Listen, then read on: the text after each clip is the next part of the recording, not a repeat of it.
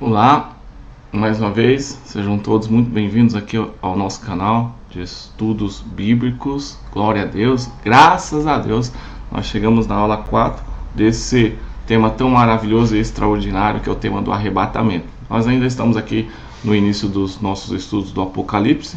Nós já vemos tanta coisa, não é? Imagine o que a gente ainda tem para aprender, que Deus vai nos ensinar por meio da revelação da palavra dele, tá certo? Estudar a palavra de Deus está valendo a pena ou não está?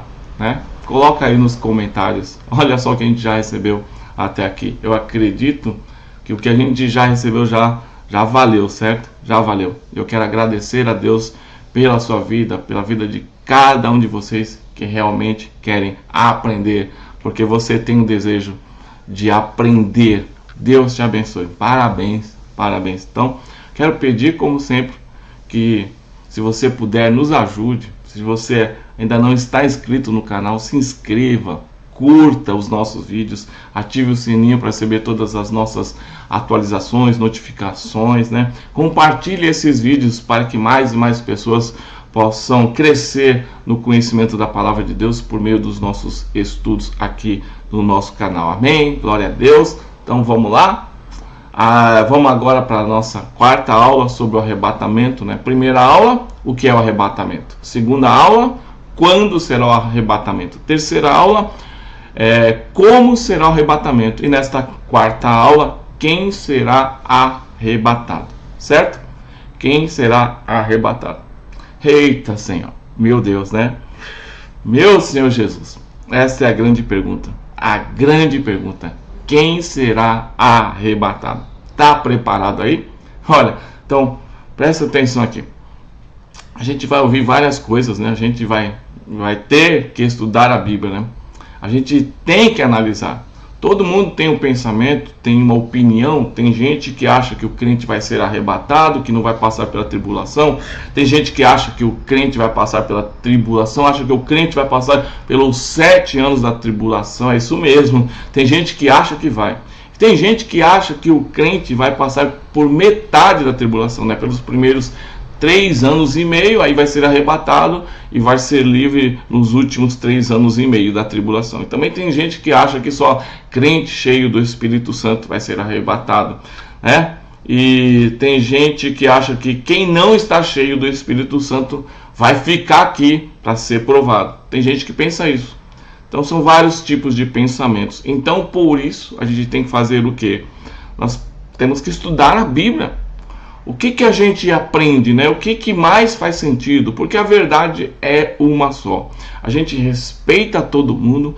A gente não pode brigar. Nunca brigue com pessoas, certo? Questione ideias. Alguém pode até questionar no pensamento que eu estou até passando aqui. Não tem problema nenhum nisso. A gente quer aprender. Ninguém é dono da verdade, né? Nós estamos buscando juntos, né? A intenção das pessoas no geral é boa, no sentido de, eu entendo assim, né? Claro que tem uns que são totalmente desviados e são até dirigidos pelo maligno, às vezes sem nem saber, para confundir pessoas, mas tem interpretações diferentes. Tem gente que acha que a salvação é para sempre, que não se perde. Tem gente que acha que a salvação pode ser perdida, porque a gente tem um livre-arbítrio. A qualquer momento nós podemos desistir de andar com Deus. Deus não nos obriga a nada. Tem gente que entende, por exemplo, que alguém pode aceitar a Jesus, daqui a 6 meses perder a salvação, aí 6 meses depois ela se arrepende e ganha a salvação de novo, depois de 2 anos se desvia, perde a salvação, aí fica nesse ganha e perde, ganha, certo? Tem gente que pensa assim. Eu vou respeitar, mas a gente, né, nós temos que analisar os textos, analisar o que a Bíblia está querendo nos mostrar, tá bom? Então a Bíblia ensina uma coisa: a salvação é pela graça, não é pelas obras. Se as obras elas nos dessem a salvação, então más obras poderiam nos levar a perder a salvação. Mas se você foi salvo pelas obras, por que as obras más, certo, tiram a salvação? Deixa eu corrigir aqui. Se você não foi salvo pelas boas obras, Porque as obras más tiram a salvação. Então, o sangue de Jesus, ele cobre todas as nossas obras, né? Obras ruins, certo? Mesmo depois da conversão. Nós somos salvos e a nossa salvação, ela é para toda a eternidade. Somos salvos para toda a eternidade. Jesus nos perdoou todos os nossos pecados. Ele já nos perdoou todos os pecados passados, presentes e futuros. É uma obra completa, é uma redenção eterna, diz a palavra de Deus, né? Então vamos entender e tentar responder esta grande pergunta. Quem será arrebatado? O crente fica? O crente não fica? Bom, então deixa eu tentar explicar isso, né, de alguma forma, como a Bíblia tenta nos mostrar no Novo Testamento, especificamente nos Evangelhos. Nós vamos ali encontrar o que? Parábolas de Jesus. E elas estão ensinando sobre dois grupos, certo? Dois grupos, eu vou dar um exemplo.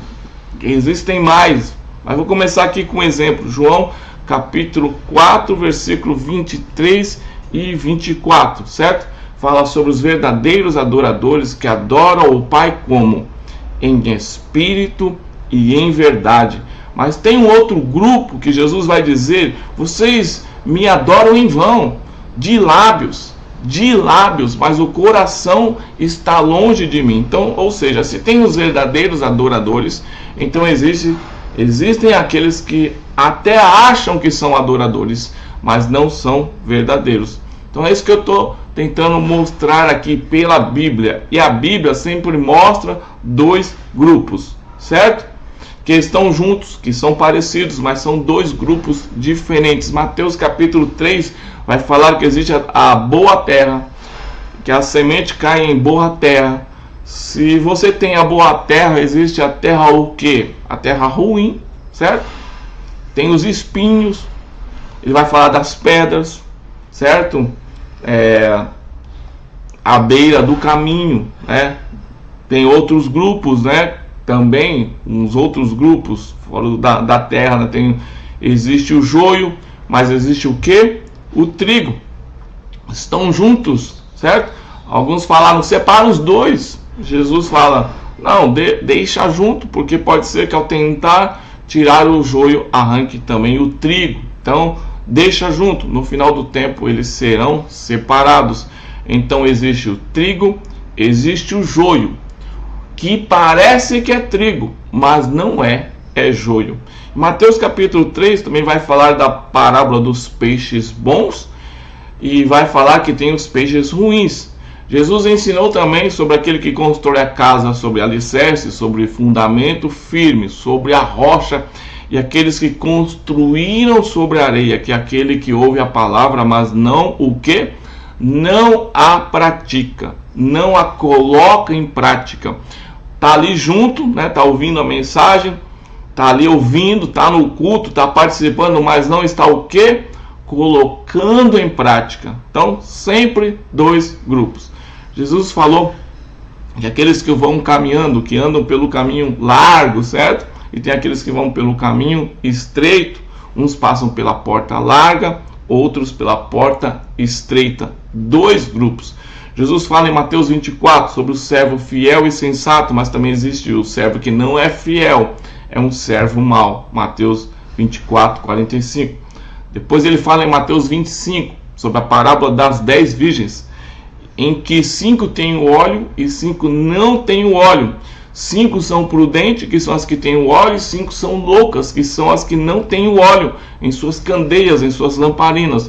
Dois grupos, mas elas estão ali juntas, mas são dois grupos. Depois ainda em Mateus 25 fala sobre a parábola dos servos bons e fiéis, os que receberam 5 e 2 talentos e os multiplicaram, e do servo mau e negligente, o que recebeu somente 1 talento e o enterrou. Então são todos servos, estão ali juntos recebendo talentos, oportunidades, mas são dois grupos diferentes. Depois ele fala em Mateus capítulo 25, dos versículos do 31 ao 41, que Deus vai separar as ovelhas dos bodes. estão juntos, mas um grupo é de ovelhas e outro grupo é de bodes. E ele colocará o grupo das ovelhas à sua direita e o grupo dos bodes à sua esquerda. O texto prossegue, vemos Jesus chamando os que estão no grupo da direita de benditos de meu Pai, e os que estão no grupo da esquerda de malditos. Para os que estiverem à sua direita, ele vai dizer: vinde, benditos de meu Pai, possuam por herança o reino que vos está preparado desde a fundação do mundo. Mas, contudo, para os que estiverem à sua esquerda, Jesus disse que estes irão para o tormento eterno, mas os justos, o grupo da sua direita, irão para a vida eterna. Então, são dois grupos, né? Sempre dois grupos. E o que é isso, né? O que Jesus está tentando nos mostrar? Então, até aqui eu te dei 12 exemplos, né? Tem mais, mas eu te dei 12 exemplos de que são dois grupos, né? Existem dois grupos que até são parecidos, mas não são iguais. As virgens, elas eram todas parecidas. As 10 eram todas virgens, quer dizer, todas eram crentes. Por exemplo, todas foram convidadas para as bodas, todas tinham as roupas apropriadas, todas tinham as tochas, mas 5 não tinham o quê? Óleo em suas candeias. As outras 5 não tinham óleo, não havia óleo em suas lamparinas, não tinham vida verdadeira, não eram verdadeiras adoradoras. Óleo ou azeite, a gente já viu na aula 3, falamos um pouco sobre isso, representa o Espírito Santo. E dá para a gente fazer uma mensagem, né, uma ministração só sobre isso. Se Deus permitir, um dia eu preparo, posto aqui no canal, né, no nosso canal aqui. Mas então, elas são parecidas, certo? São parecidas, mas não são iguais. Estão juntos os dois grupos, mas no final eles serão separados. A Bíblia diz que as ovelhas ficam na direita e os bodes na esquerda. Os bodes na esquerda, certo? Então, conforme a Bíblia diz que muitos são chamados, mas poucos o quê? Meus irmãos, poucos o quê? Poucos os escolhidos. Muitos na igreja. Tem muitos na igreja, mas nem todos são salvos. Não é porque frequenta culto, não é porque está na reunião toda hora, está na igreja, não é porque toda hora está na igreja participando de atividades que necessariamente a pessoa é salva. A igreja no geral, certo? A igreja no geral, no mundo todo, está cheia de gente não redimida. São pessoas religiosas, mas tem muita gente fiel. Amém. Glória a Deus. Tem muita gente fiel, muita gente verdadeira, que são adoradores de verdade. Sim, mas tem também aqueles que não são. Então Jesus deixou muito claro. São dois grupos que estão juntos, mas no final ele vai separar. Jesus vai olhar para um grupo e vai dizer: nunca vos conheci. Nunca. A Bíblia fala isso. Jesus vai olhar para um grupo e vai dizer: nunca vos conheci. Então Jesus não diz para esse pessoal que diz: em teu nome expulsamos demônios, em teu nome fizemos muitos milagres. É igual Judas. Judas está lá no meio dos 12, certo? Ele estava ali entre os discípulos de Jesus, entre os 12 apóstolos, estava lá no meio deles, mas nunca foi verdadeiramente de Jesus.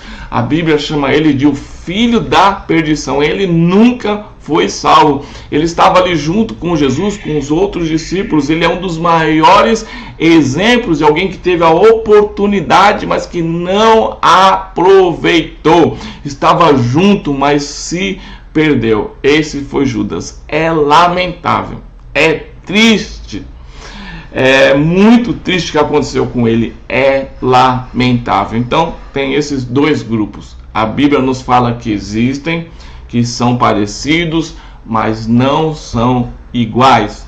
Terão destinos diferentes Isso significa que um dia, no último dia, muitos virão a Jesus e irão clamar: Senhor, Senhor, abre a porta, como na parábola das 10 virgens. Aí o noivo vai dizer: não conheço vocês.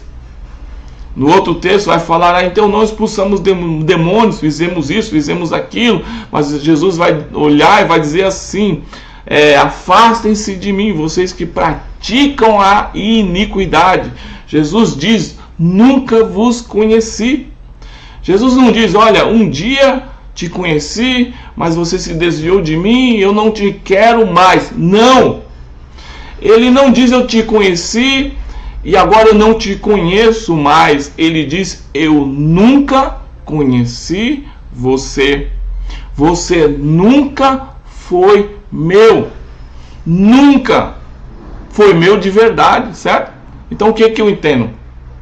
Pessoalmente, no texto e nas escrituras, o que eu entendo é que não são pessoas que um dia eram salvas, né, e um dia não são mais, certo?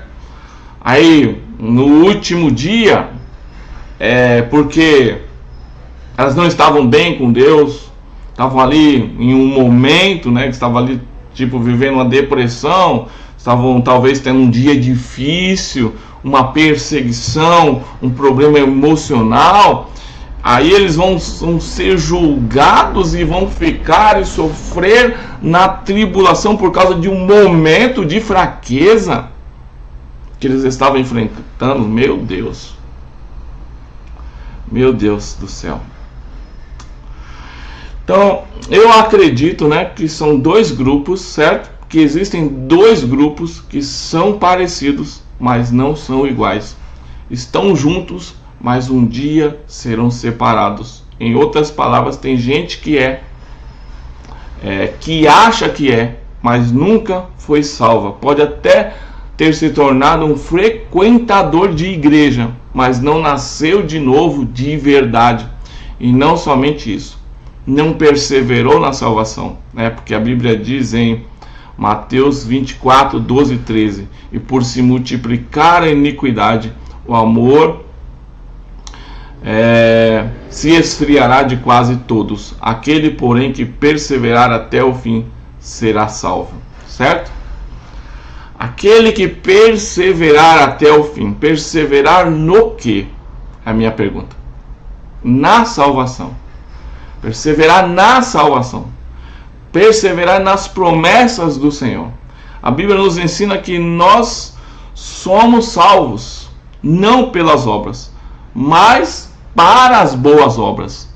Se as nossas obras forem más continuamente, não por um vacilo, não por um dia ruim, não por um mau dia que estamos vivendo ali, né? Não é um momento ruim que a gente está passando, mas se continuamente, insistentemente, nós vivemos no pecado, praticando mal, e verdadeiramente nós não estamos mais andando com Deus, né? Decididamente não queremos mais andar com Deus, né?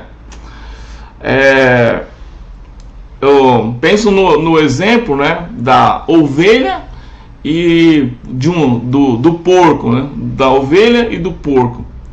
Nós precisamos ser ovelhas. A ovelha, ela ainda que caia na lama, ela sofre com isso. A ovelha, ela não se dá com a sujeira. Ela sofre enquanto aquela sujeira não é tirada, enquanto ela não se limpa daquela sujeira. Certo? Jesus nos chama para sermos ovelhas. Temos nossa vida transformada por Ele. Agora, o porco, ele cai na lama, ele gosta da lama, ali é o seu lugar. Ele vai ali, se lambuza com a lama, ele deita, rola, se esfrega na lama, ele gosta. Então nós que estamos em Cristo, somos verdadeiramente de Cristo, somos novas criaturas, as coisas velhas já passaram, eis que tudo se fez novo. Nós recebemos de Deus uma nova natureza, ainda que a gente se suje, nós continuamos sendo ovelhas, nós não gostamos da sujeira, certo? Temos uma nova nós somos novas criaturas, fomos transformados por Deus, temos uma nova natureza, certo? Tiago vai falar o seguinte, né? Que a fé sem obras, ela é morta. Não são as obras que salvam, mas as obras, elas atestam que estamos perseverando nas promessas de Deus, perseverando na vida de consagração a Deus, vida de oração, uma vida de jejum, uma vida de meditação na palavra, de obediência à palavra de Deus, né? 1 João, ali no capítulo 1, nos versículos 8 a 10, vai falar que se a gente disser que não temos pecado, nós enganamos a nós mesmos. Mas se nós confessarmos os nossos pecados, Ele é fiel e justo para nos perdoar os pecados e nos purificar de toda injustiça. E como a gente viu nos exemplos acima, o problema maior, irmãos, é se Jesus nos conhece, certo? Porque ele vai dizer, não vos conhecer. Será que Jesus realmente nos conhece? Será que realmente a gente tem um relacionamento verdadeiro com Deus, certo? A gente se relaciona verdadeiramente com Ele? Aí que é a questão. Estamos tendo uma vida verdadeira com Ele ou não? Estamos buscando cada dia querer conhecer mais a Jesus de verdade ou não? Ou a gente só conhece Ele de ouvir falar, né? Pelo que os outros falam sobre Ele, pelo que os outros pregam sobre Ele para nós, mas a gente não tem intimidade com Ele, a gente não tem uma experiência verdadeira com Ele. Nós não temos sede e prazer verdadeiro de estar com Ele, certo? Nós estamos tendo intimidade com Ele ou não, né? Como diz a Bíblia, ali buscar a Deus em oração no nosso lugar secreto, estar em secreto com Deus, Ele é o nosso maior amor ou não é? Ele disse, por exemplo, que se alguém amar o seu pai ou a sua mãe mais do que a Ele, não é digno dele. Nosso amor a Ele está acima de tudo, está acima de todos. Isso é o que a palavra de Deus nos ensina, é a orientação da palavra de Deus. Amar a Deus acima de todas as coisas, de toda a nossa alma, de todo o nosso coração, de todo o nosso entendimento. Quer dizer, colocar a Deus em primeiro lugar, certo? Como já dissemos, acima de tudo e acima de todos. Senão, a gente vai ser como Judas, certo? A gente está ali no meio, mas nunca fomos realmente de Jesus. Judas estava lá, no meio deles, mas nunca foi um discípulo de verdade, certo? Então eu acredito assim, que no arrebatamento, quem vai ser arrebatado? Quem vai ser arrebatado? Aqueles que são a igreja de verdade, não os frequentadores de igreja, aqueles que não guardam, aqueles que não obedecem de verdade a palavra, aqueles, não os que simplesmente receberam a palavra. Lembram da parábola do semeador, né? Saiu a semear uma semente que representa a palavra de Deus, uma semente caiu à beira do caminho, outros receberam a palavra, mas não deram atenção, certo? Outros receberam a palavra no coração. Esses que receberam a palavra no coração deram fruto. E a Bíblia diz que se não entrar verdadeiramente no coração, vem ali as aves do céu, né? Que Jesus explica que são os demônios, aí eles roubam. Outra semente caiu ali entre pedras, por isso não tinham raízes profundas, por causa das preocupações da vida, né? Vêm as preocupações da vida, porque eles não tinham raízes profundas. Eles não aguentaram as pressões, as perseguições, aí eles abandonaram, né? E As preocupações da vida, muitas vezes, são as suas prioridades. E outra semente cai ali entre espinhos, sufocam a palavra, né? Aí mostrando ali exemplos de pessoas diversas em que todos ouviram a palavra, né? A semente foi lançada para todos, mas nem todos deram fruto. Estavam lá, receberam a semente da palavra, mas somente alguns deram fruto. E a Bíblia fala que é pelo fruto que a gente conhece a árvore. Então o meu entendimento é esse, que a igreja de verdade, os verdadeiros adoradores, esses vão subir. A igreja verdadeira vai subir. Agora, frequentador de igreja, certo?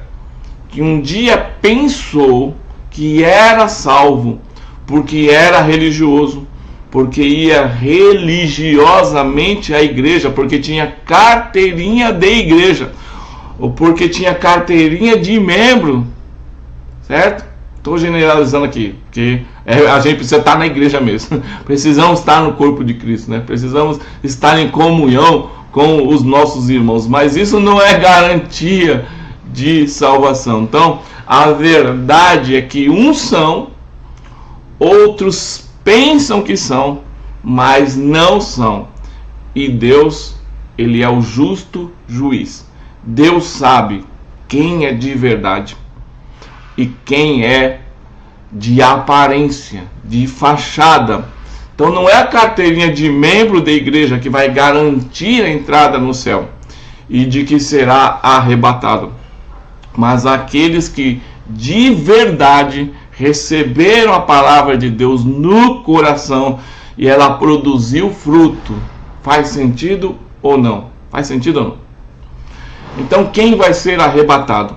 A igreja de Jesus Cristo vai ser arrebatada. Os verdadeiros salvos, os verdadeiros adoradores, os que têm uma vida verdadeira com Deus, que possuem salvação genuína. Agora a igreja vai ficar na tribulação? É uma pergunta aqui. A igreja vai ficar na tribulação? Eu pessoalmente não acredito nisso e vou mostrar na Bíblia porque eu não acredito nisso, né? Então é um detalhe incrível, né? Incrível. Você, se quiser, anote aí, né? Presta atenção. Pega aí caneta e papel, anota aí, né? Você sabe o que significa a palavra eclésia, certo? Igreja no grego. Que, né, o grego é a língua que foi escrito o Novo Testamento, né, no original. Então, no grego, igreja no grego é eclésia, que significa sair. Sair. Olha, tem uma aplicação, certo? Tem uma aplicação dessa palavra, certo? Né? Nós somos chamados para sair, para sermos enviados ao mundo, para pregar o evangelho. Eclésia, sair. Precisamos sair. Mas a ideia é também de retirar, literalmente. Um dia nós sairemos da terra, certo? Sairemos da terra. Tem o sentido também, igreja, de que um dia nós sairemos da terra. Mas qual é o detalhe que eu quero mostrar sobre isso, né? Você sabe quantas vezes no livro do Apocalipse, o Apocalipse tem 22 capítulos, certo? Você sabe quantas vezes a palavra eclésia, né, que é a palavra igreja, aparece no livro do Apocalipse? 20 vezes. 20 vezes aparece a palavra eclésia. Agora, só nos capítulos 1, 2 e 3, os primeiros 3 capítulos do Apocalipse. Sabe quantas vezes aparece a palavra eclésia nos primeiros 3 capítulos do Apocalipse? 19 vezes, certo? Então, das 20 vezes que a palavra eclésia aparece no livro do Apocalipse, 19 vezes ela aparece nos primeiros 3 capítulos. Aí depois ela vai voltar a aparecer no final do livro do Apocalipse, que é justamente Apocalipse capítulo 22, versículo 16, certo? Apocalipse 22, versículo 16. A palavra eclésia, igreja, aparece de novo. Então, olha aqui. Olha só que coisa, irmãos. Olha que impressionante. A essa altura você já aprendeu, certo? Quando acontece o arrebatamento, né, na aula 2, né, a gente viu, estudou sobre isso. O arrebatamento acontece no capítulo 4, versículo 1, certo? Capítulo 4.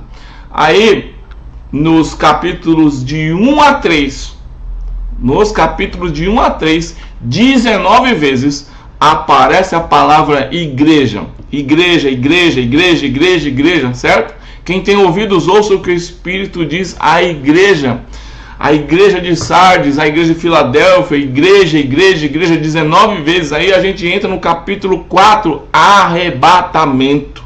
E nos capítulos 4 e 5, a igreja está no céu. A partir do capítulo 6, começa a abertura do selo. E agora vem os capítulos 6, 7, 8, 9, 10, 11, 12, 13, 14, 15, 16, 17, 18. Do 6 ao 18, 13 capítulos, que são os capítulos que vão falar sobre a grande tribulação que está acontecendo na terra. E nenhuma vez durante os capítulos da tribulação aparece a palavra igreja. Nenhuma vez. Por que não aparece a palavra igreja durante a tribulação? Porque a igreja não vai estar mais na terra. Ela vai estar no céu. Glória a Deus. Aleluia. Os capítulos sobre a tribulação estão narrando acontecimentos na terra. E nós, a igreja, estaremos aonde? No paraíso, na glória, no céu. Por isso que a igreja não aparece. Quem pode glorificar a Deus por isso? Quem pode aplaudir ao Senhor por isso? Glória a Deus, aleluia. Louvado seja o teu nome, Senhor. Aleluia, glória a Deus. É lindo demais isso, irmãos. Isso é maravilhoso, é maravilhoso. Eu vou subir.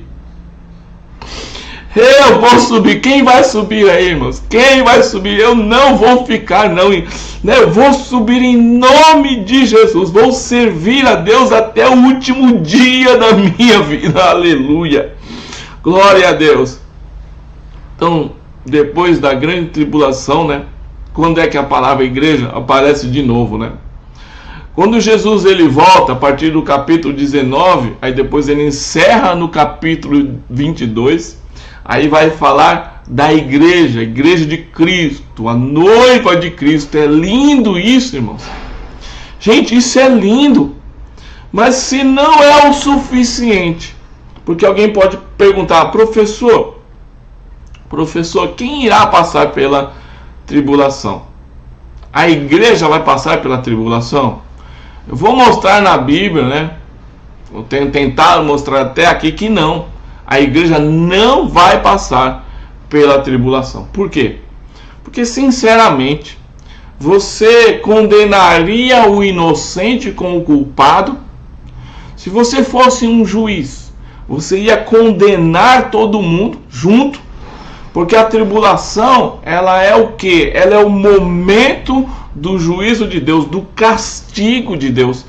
E você acredita que Deus vai castigar o inocente juntamente com o culpado? A gente não vê isso no texto. A gente não vê isso na palavra, tá? Primeiro, que a tribulação não é para a igreja. A tribulação especificamente é Deus tratando com todos os habitantes da terra que foram ímpios, que rejeitaram a Deus. Mas é também um tratamento com Israel. É onde Deus vai agora fazer a última peneira na nação de Israel. Onde finalmente, por causa da tribulação, certo? Por causa da tribulação eles vão... os seus olhos vão ser abertos. E eles vão reconhecer Jesus Cristo como o Messias deles. Eles deveriam ter recebido Jesus há 2000 anos atrás, quando ele veio pela primeira vez, mas eles não o receberam, como diz a palavra.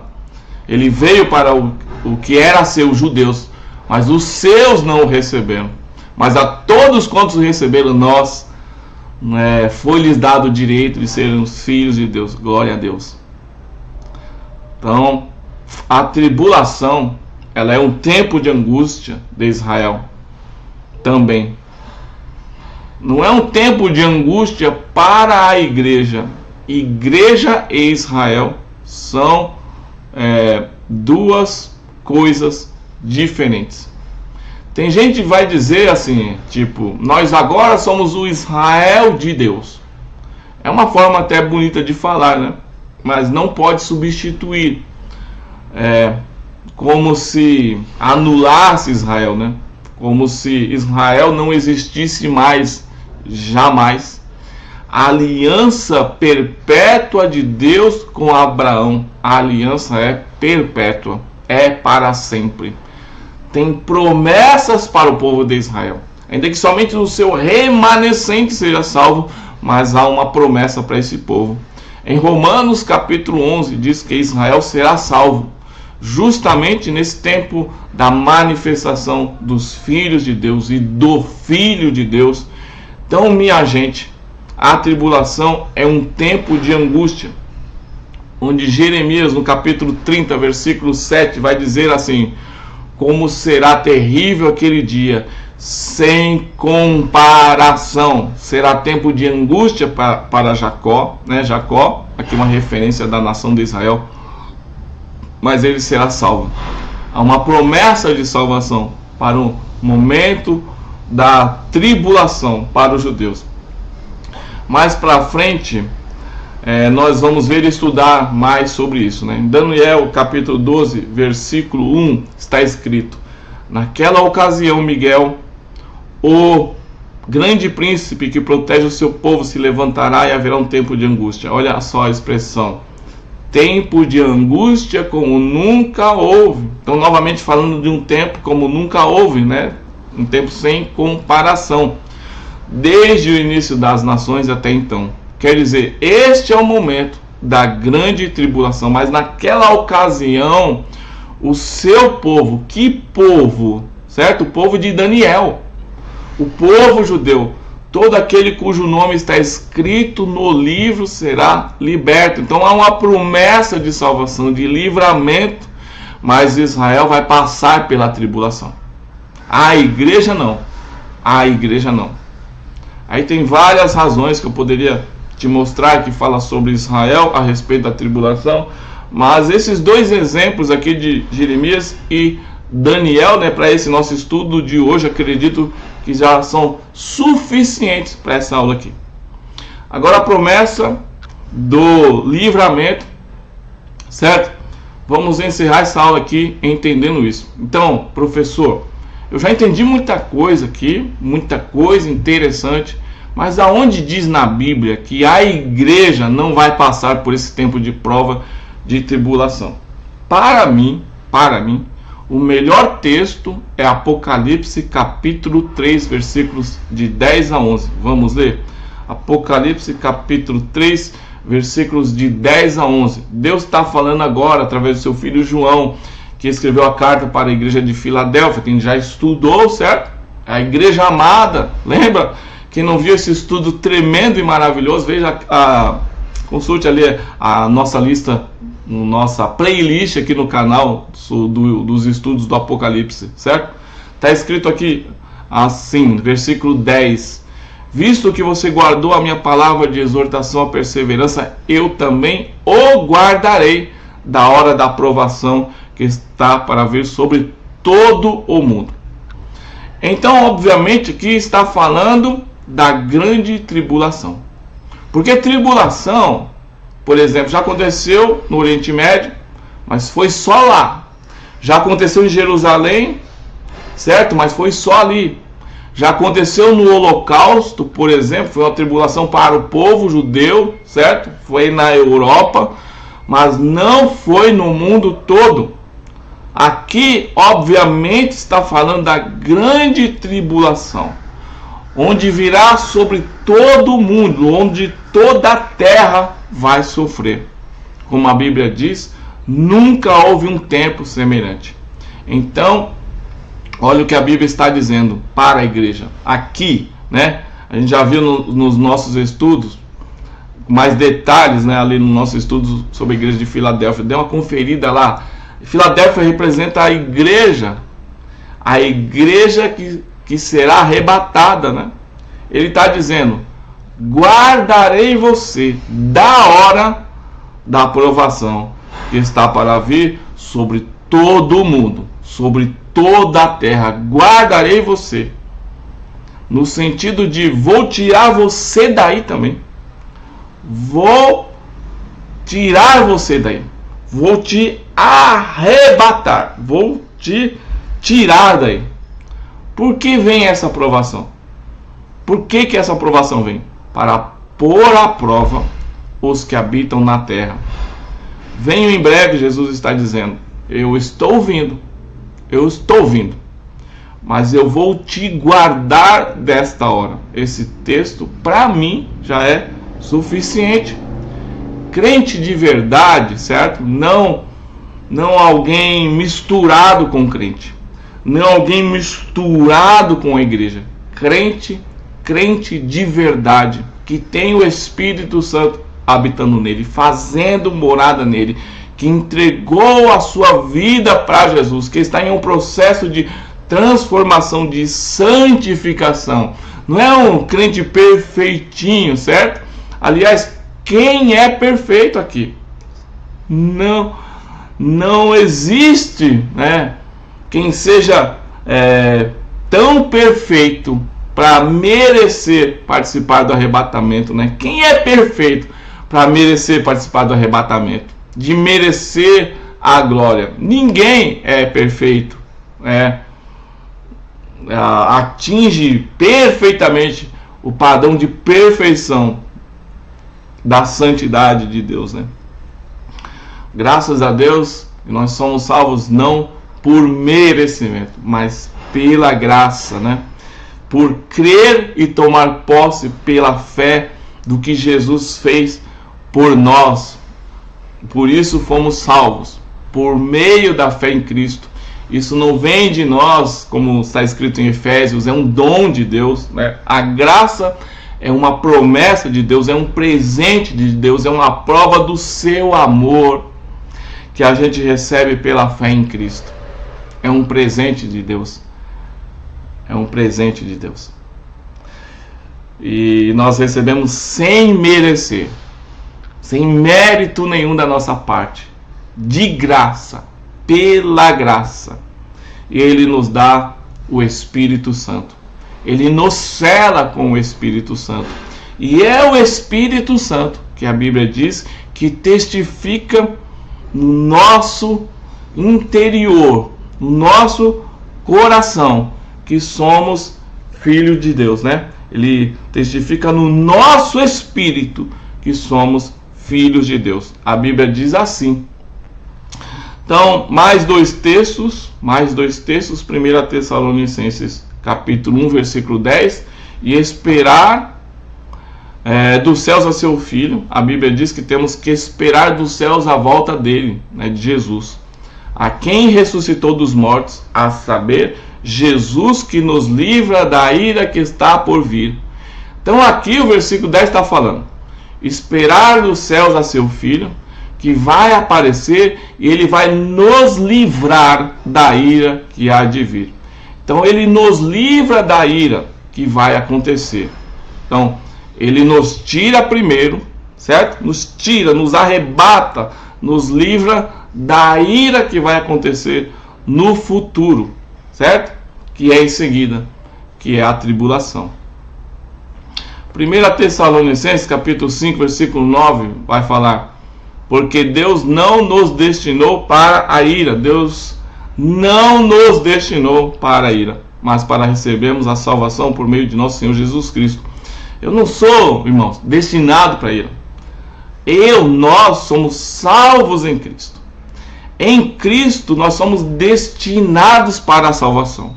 Não somos destinados a passar pela tribulação na terra. Somos destinados pela graça a sermos salvos, para estarmos na glória com Cristo. Glória a Deus por isso. Então a grande pergunta é: quem será arrebatado? Quem será arrebatado? Será a igreja fiel a Jesus, a igreja verdadeira de Jesus. Não a igreja de religião, não a igreja que simplesmente tem carteirinha, não a igreja de tradição, né? Sem falar aqui de doutrina, né? Da tradição de séculos. Não é estrutura, não é um prédio, não é um sistema levítico, é religioso, é um povo que é de Deus de verdade, nação santa, povo escolhido, nação eleita, diz a Bíblia, sacerdócio real, né? Propriedade exclusiva do Senhor. Esse é o povo que será arrebatado. Vai passar por metade da tribulação? Não, vai ser arrebatada antes. Ele nos livra antes da ira. Nós vamos passar os 7 anos na tribulação? Não, nós vamos sair antes. Essa é a bênção de Deus, essa é a graça de Deus. Deus não vai trazer juízo sobre a terra misturado com os que foram inocentados, justificados por Deus, né? Não que nós somos inocentes, nós somos perdoados, nós somos inocentados, nós somos justificados por Deus. Dá para fazer uma aula sobre isso, né? Eu acredito que seria uma aula maravilhosa nessa aula, né? Se Deus nos permitir, vamos dar uma aula só sobre isso. Eu acredito que será algo maravilhoso. Então vamos terminando aqui a aula de hoje. Glória a Deus, né? Por isso, vamos orar. Vamos orar. Vamos entregar ao Senhor essa aula. Que aula tremenda. Que aula tremenda. Que momento precioso esse aqui. Eu espero que de alguma forma tenha te ajudado, te abençoado, edificado a sua vida. Amém? Eu quero orar agora. Amém? Quero orar agora. Querido Deus, Pai, em nome de Jesus, eu quero te dizer obrigado, Senhor. Quero te agradecer de todo o coração, porque o Senhor prometeu nos dar um escape, que o Senhor vai nos livrar, que o Senhor não vai permitir que o teu povo fiel passe por essa prova final que virá para provar aqueles que ficarem na terra, para o tempo do teu juízo, do teu julgamento. A minha oração, meu Deus, aqui é por cada um que está acompanhando essa aula agora, que essa pessoa, Senhor, meu Deus, que ela tenha certeza que ela está no grupo certo, que ela não está só misturada e no final vai descobrir que não está entre os salvos.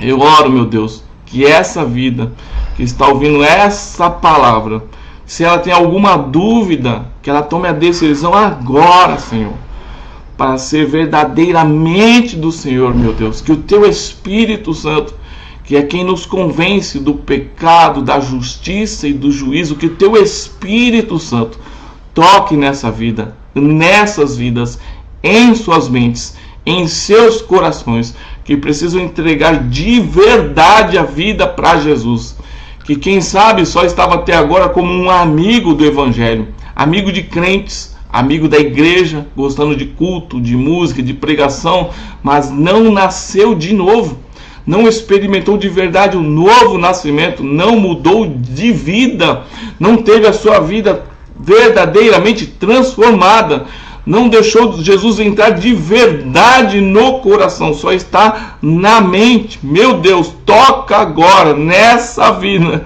Então eu quero falar agora com você. Aceita Jesus, aceita Jesus, entrega de verdade a sua vida para Jesus, né? De uma vez por todas, nunca mais desista dele. Nunca mais se desvie dele, da presença dele, nada desse negócio de ir e voltar. Volte e entre de vez, de uma vez por todas. Você quer isso? Se você quiser isso de verdade, ore comigo, né? Repita essa oração comigo. Diga assim: Senhor Jesus Cristo. Repete, vai. Repete aí, se você quer realmente, repita: Senhor Jesus Cristo, eu agora te declaro como o Senhor da minha vida.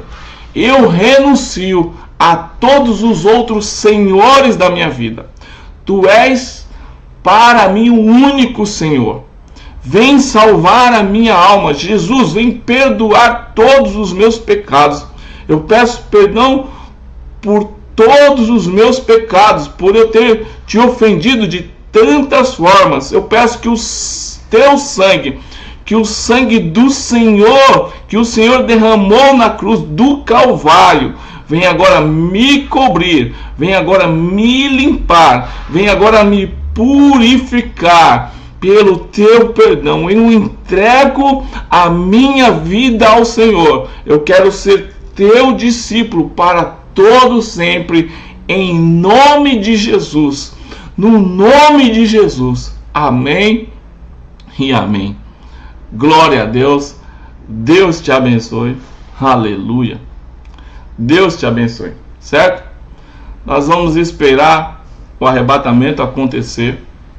Pode ser a qualquer momento. Eu louvo a Deus que neste momento, eu creio que pela fé, você que orou aqui comigo, se você orou, fez esta oração, se você recebeu pela fé a Jesus no seu coração, se você entregou verdadeiramente a sua vida para Jesus, você pela fé está entre os salvos, você está entre os escolhidos, e você não vai ser surpreendido no último dia. Não vai ser. Você será arrebatado em nome de Jesus. Amém? Então, meu conselho, busque estar em uma igreja séria, que ensine de verdade a palavra de Deus, que leve a Deus a sério de verdade, né? Bom, então eu me despeço aqui. Depois a gente volta com mais uma aula, a última aula desse tema sobre o arrebatamento, para depois a gente prosseguir nos nossos estudos do livro do Apocalipse. Se esse estudo abençoou a tua vida, se ele te edificou de alguma forma, eu te peço, por gentileza, faça um comentário abaixo desse vídeo, tá? Então, a gente se vê na próxima aula, se Deus assim nos permitir. Deus te abençoe. Um grande abraço a todos. Fiquem todos com Deus. Aleluia.